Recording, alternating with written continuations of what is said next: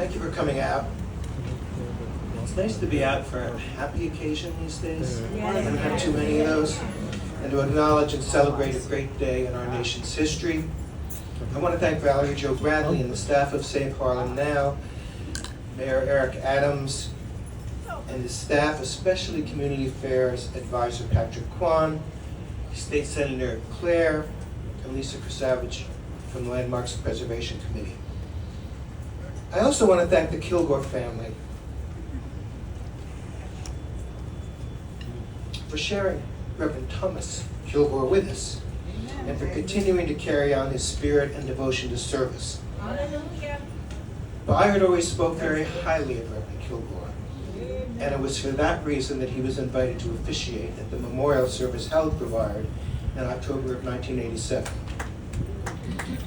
On the steps of the Lincoln Memorial in Washington, there is a plaque that indicates the spot where Reverend Dr. Martin Luther King stood when he spoke at the March on Washington.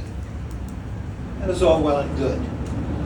But I want to tell you, if it were not for the weeks of work that took place in this humble building behind me, that march would not have been possible.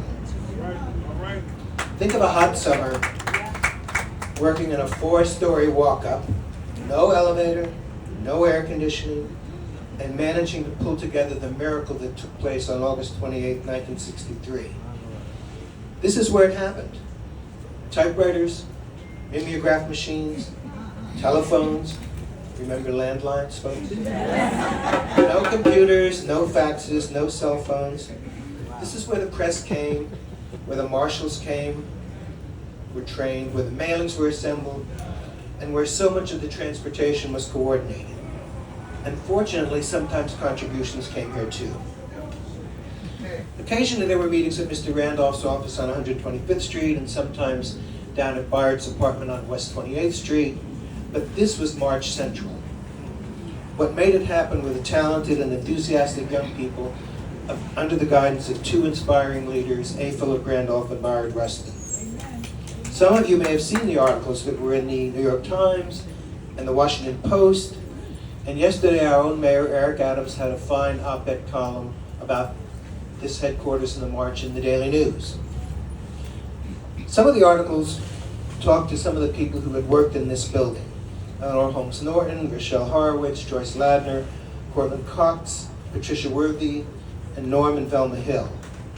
Most of these folks now reside in Washington, but we are lucky to be joined today by Norm Hill. Yes.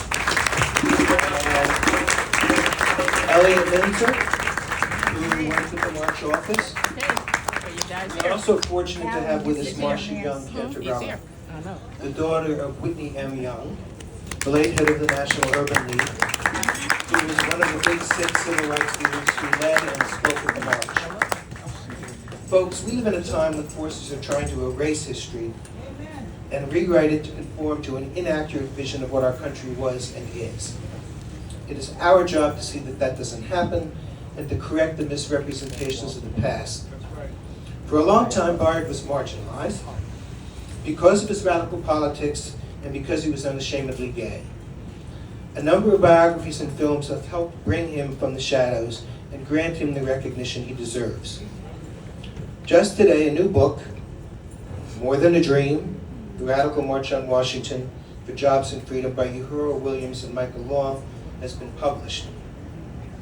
Norm and Velma Hill have a memoir coming out in October, Climbing the Rough Side of the Mountain, recounting their decades of working for civil rights and equality. But I would be derelict if I did not acknowledge the groundbreaking work of Jervis Anderson and Jim Haskins, who were the first to publish books that recognize the breadth of Bayard's contributions to our democracy, as well as his personal courage and integrity to live a life of authenticity and truth. Lastly, but certainly not least, former President and Mrs. Obama's production company, Higher Ground, will be releasing a feature film, Rustin, on November 4th, which tells the story of Bayard's leadership in making the March on Washington happen.